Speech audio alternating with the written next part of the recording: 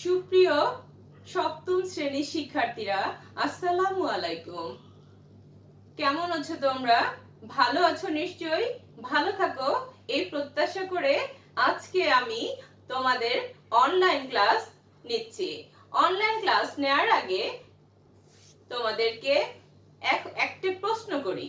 বলো তো, 1952 সালে কোন আন্দোলন হয়েছিল? 1952 সালে ভাষা আন্দোলন হয়েছিল। তাহলে আজকে আমি তোমাদের সপ্তম শ্রেণীর বাংলা ব্যাকরণ ও নির্মিতি থেকে ভাষা সম্পর্কে আমরা জানব। তাহলে ভাষা, ভাষাটা কি?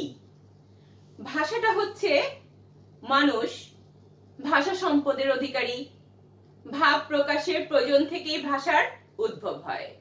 ভাষাটা হচ্ছে অর্থবহ, প্রণালীবদ্ধ, ধ্বনি প্রতীক। আমরা বলতে পারি মানুষ তার বাকযন্ত্রের দ্বারা উচ্চারিত অর্থবোধক যে সকল ধ্বনির সাহায্যে মনের ভাবটা প্রকাশ করে তাকেই বলা হয় কি? ভাষা। ভাষার মাধ্যম হচ্ছে কি? ভাষার মাধ্যম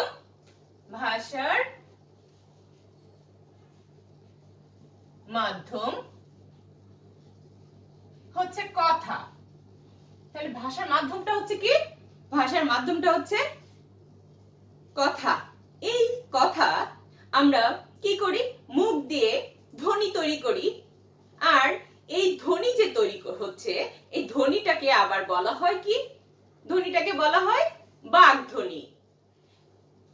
মানুষ ভাষার ধ্বনি উচ্চারণ যে করে একেই বলা হয় কি? বাকধ্বনি। তাহলে মানুষের ভাষার ধ্বনি উচ্চারণ করে কিসের মাধ্যমে, কিসের সাহায্যে? বাক প্রত্যঙ্গের সাহায্যে। এই ধ্বনি অর্থ ভাষা ভেদে আলাদা হতে পারে। যেমন বাংলায় যদি বলা হয়, বাংলায় বুক, এই বুক কথাটার মানে আমরা কি বুঝি? এই বুক কথাটার মানে আমরা হচ্ছে বুঝি যে এটা হচ্ছে বক্ষ। আবার এই বুক কথাটা ইংরেজিতে যদি ধরি,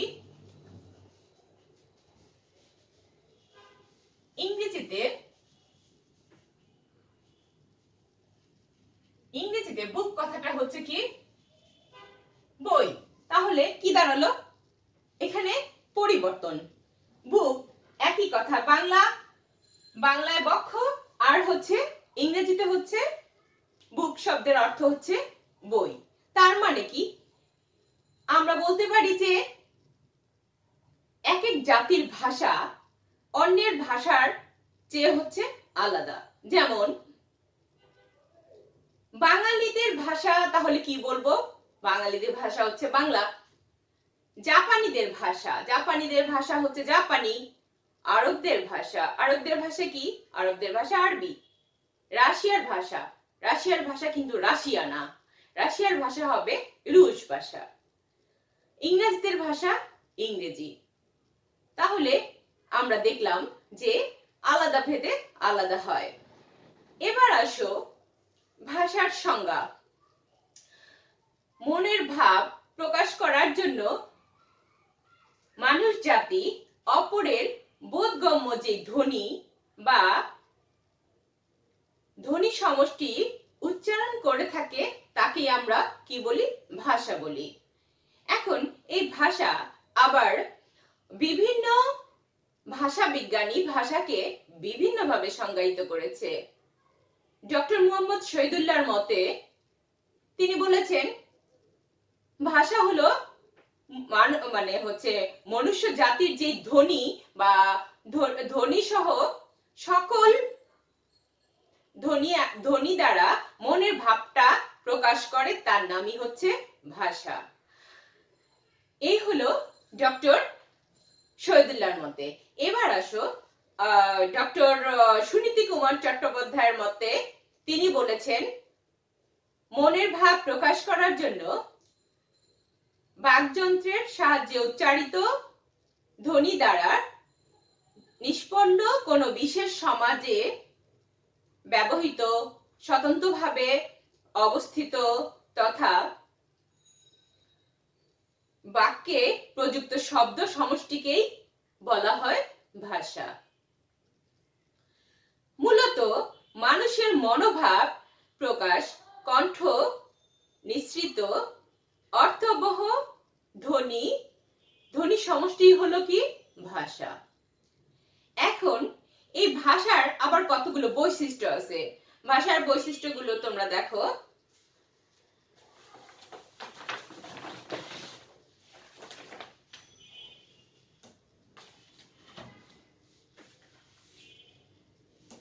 ভাষার বৈশিষ্ট্য হচ্ছে ভাষাটা কণ্ঠ নিঃসৃত, এক হচ্ছে কি কণ্ঠ নিঃসৃত ধ্বনির সাহায্যে গঠিত, দুই হচ্ছে কি ভাষা অর্থদ্যোতকতার গুণ হচ্ছে বিদ্যমান, তিন হচ্ছে ভাষা একটি বিশেষ সম্প্রদায়ের মধ্যে প্রচলিত ও ব্যবহৃত, চার হচ্ছে ভাষা মানুষের স্বেচ্ছাকৃত আচরণ ও অভ্যাসের সমষ্টি।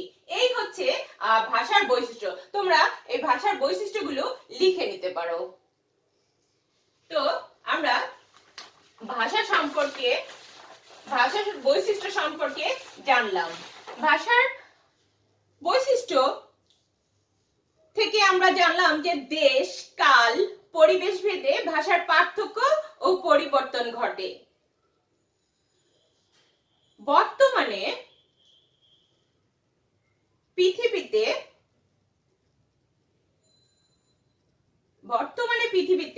৩৫,০০০-এর উপর ভাষা প্রচলিত আছে। আচ্ছা, আমরা পৃথিবীতে কত হাজারের মতো ভাষা প্রচলিত আছে বর্তমানে বলবো? বর্তমানে হচ্ছে ৩৫,০০০-এর উপর ভাষা প্রচলিত আছে। এবার আসো ভাষার উদ্ভব ও ক্রমবিকাশ। ভাষার উদ্ভবটা কিভাবে হয়েছিল? বাংলা ভাষা ১০০০ বছরের পুরনো। বাংলা ভাষার উৎসমূলে যে ভাষার সন্ধান পাওয়া যায় তার নাম হচ্ছে ইন্দো ইউরোপীয় ভাষা, ইন্দো ইউরোপীয় মূল ভাষা আর কি। আচ্ছা, এই ভাষা মানে হচ্ছে ডক্টর মোহাম্মদ শহীদুল্লাহ বাংলা ভাষার উদ্ভবকাল বলেছে হচ্ছে ৬৫০ খ্রিস্টাব্দে, আর ডক্টর সুনীতি কুমার চট্টোপাধ্যায় বলেছে যে ৯৫০ খ্রিস্টাব্দে। চর্যাপদ থেকে শুরু করে বর্তমান কাল পর্যন্ত বাংলা ভাষার ইতিহাসে ৩টা যুগে বাংলা ভাষাটাকে ভাগ করা হয়েছে। প্রাচীন যুগ, এক হচ্ছে প্রাচীন যুগ, প্রাচীন যুগটা কত সাল থেকে কত সাল পর্যন্ত? এটা হচ্ছে ৬৫০ থেকে ১২০০ খ্রিস্টাব্দ। এই হচ্ছে কি প্রাচীন যুগ। এবার বলো তো দেখি মধ্যযুগটা কত হতে পারে? মধ্যযুগটা হচ্ছে ১২০১ থেকে হবে কত? মধ্যযুগ হচ্ছে ১২০০ তো হলো, ১২০০-র পরে ১২০১ আসবে, ১২০১-এর পরে ১৮০০ সাল পর্যন্ত, ১৮০০ খ্রিস্টাব্দ পর্যন্ত।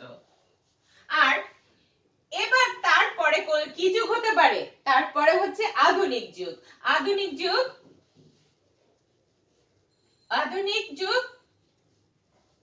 আধুনিক যুগটা তাহলে কত সাল থেকে? এই ১৮০১ থেকে বর্তমান অবধি পর্যন্ত। এখন তোমাদের ভাষার উদ্ভব ও ক্রমবিকাশ সম্পর্কে জানালাম। তার যেই ভাষার আবার দুইটা রূপ আছে। ভাষার দুইটা রূপ, একটা হচ্ছে লৈখিক রূপ আর একটা হচ্ছে মৌখিক রূপ। প্রত্যেক ভাষার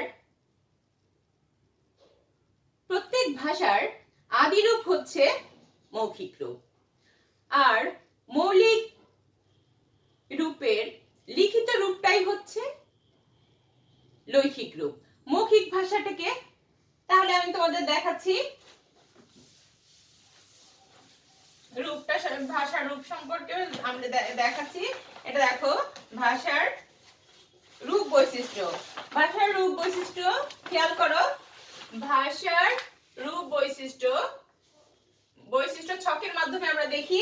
এখানে ছকের মাধ্যমে আমরা দেখতে পাচ্ছি যে বাংলা ভাষার দুইটা রূপ, একটা আমরা বললাম যে একটু আগেই বললাম যে লৈখিক, আর আরেকটা কি হচ্ছে মৌখিক। তো লৌকিক আর মৌখিক, এই লৌকিক রূপের আর মৌখিক রূপ, এই দুইটা রূপ, তাহলে দুইটা আবার মৌখিক ভাষাটাকে আবার দুইটা আঞ্চলিক বা উপভাষায় দুই ভাগে ভাগ করা হয়েছে।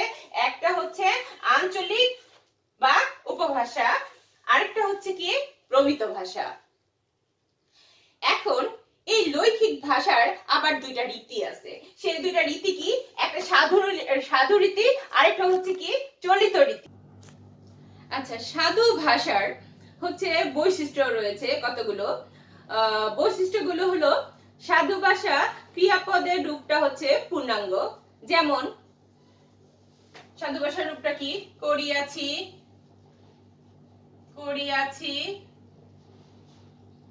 গিয়াছি ইত্যাদি। সাধু ভাষার সর্বনাম পদের রূপটা হচ্ছে পূর্ণাঙ্গ। সর্বনাম পদ তাহলে হচ্ছে এটা হচ্ছে ক্রিয়াপদের রূপ। সাধু ভাষার ক্রিয়াপদের রূপ, ভাষার ক্রিয়াপদের রূপ, এই ক্রিয়াপদের রূপগুলি হচ্ছে এগুলো। আর সাধু ভাষার সর্বনাম পদটা হচ্ছে কি, সর্বনাম পদটা হচ্ছে পূর্ণাঙ্গ। যেমন তাহার, তাহারা, তাহাদের, তাহলে সর্বনাম পদের রূপটা কি হবে, সর্বনাম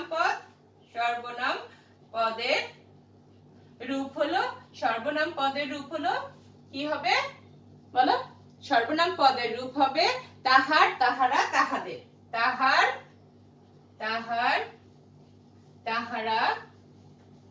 তাহারা, তাহাদের।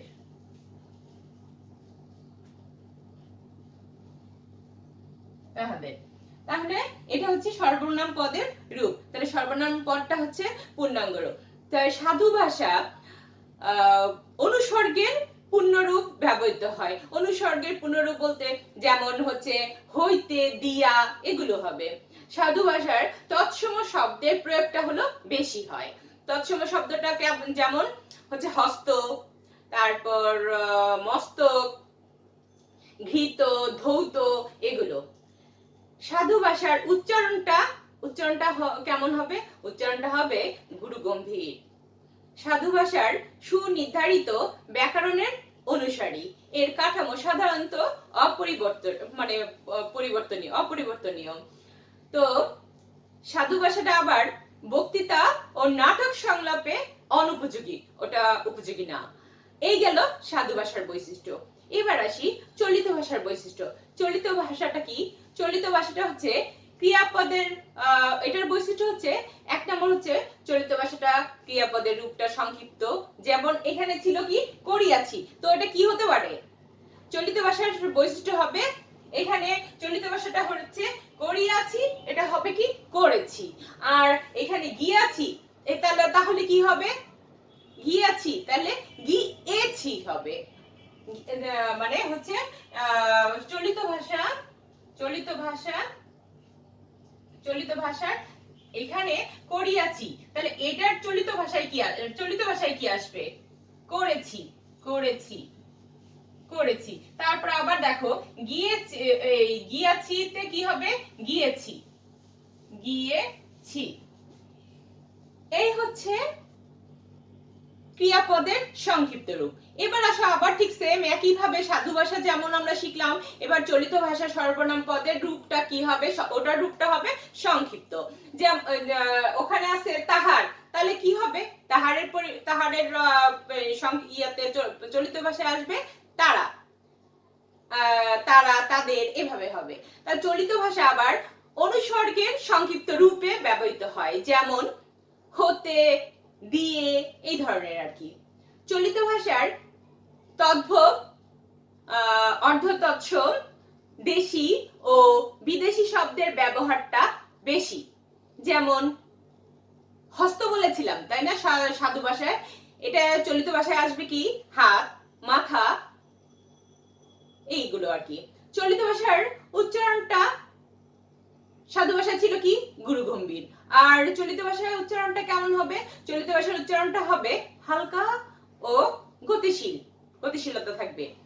আর চলিত ভাষাটা সাধু ভাষা ছিল অপরিবর্তনশীল, আর এটার মধ্যে আসবে কি তার বিপরীতটা পরিবর্তনশীল। তাই সাধু ভাষাটা চটুল, জীবন্ত ও লোকায়ত আর কি। এই হলো, তাহলে আমরা শিখলাম যে সাধু ভাষা আর চলিত ভাষার বৈশিষ্ট্য সম্পর্কে। তো সাধু ভাষা আর চলিত ভাষা, আমি যদি বলি যে সাধু ভাষায়, দেখি তোমরা পারো কিনা, আমি বলছি তোমরা আমার সাথে সাথে দেখো মিলিয়ে নাও, দেখো পারো কিনা। যাহারা, তাহলে কি হবে দেখি পারো কিনা। যাহারা, বলো তো যাহারাটা এটা কোন ভাষা? এটা সাধু ভাষা। আর যারা, তাহলে চলিত ভাষায় হবে যারা। চলিত ভাষায় কি হবে? চলিত ভাষা হবে যারা। এখন আবার ধরো সাধু ভাষায় ইহার, ইহার, এখন এটা কি হবে? ইহার, এটা চলিত ভাষায় কি হবে? ইহার, এখানে ইর হবে না এর হবে? কোনটা হতে পারে? এটা হবে এর। ইহার, এর। এবার বলো তো কাহাকে, দেখো তো আমি বলতেছি মিলে নাও, কাহাকে, এটা কি হতে পারে? কাহাকে, এটা কি হতে পারে? কাকে। কাহাকে হলো কাকে। যাহাকে তাহলে কি হবে? নিশ্চয়ই ভেবে ফেলেছো, যাহাকে হবে যাকে। যাহাকে, যাহাকে হবে যাকে। তো এই আমরা শিখলাম যে হলো কিভাবে মানে পরিবর্তনগুলো হয়। তো এবার আমরা কিছু সেন্টেন্সের মাধ্যমে মানে বাক্যের মাধ্যমে আবার তোমাদেরকে যাচাই করছি, দেখি তোমরা পারো কিনা।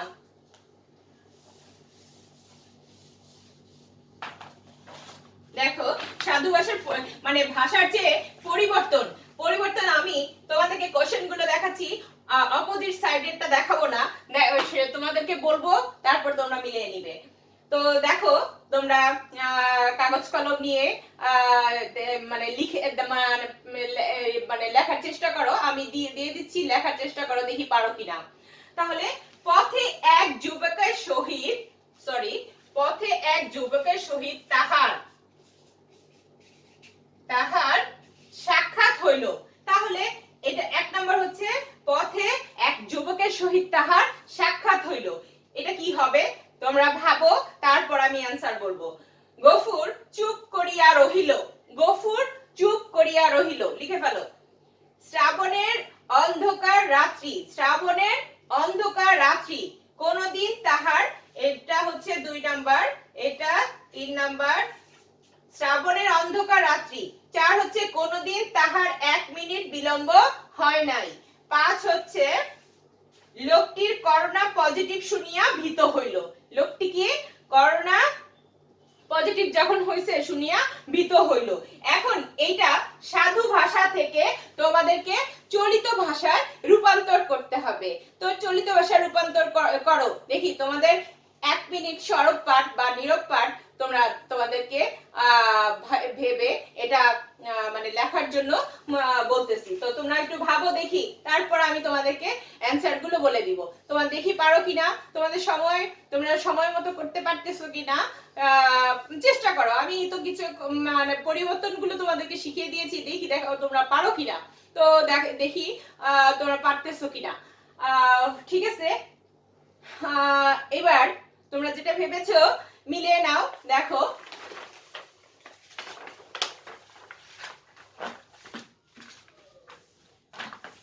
এখানে দেখো ছিল কি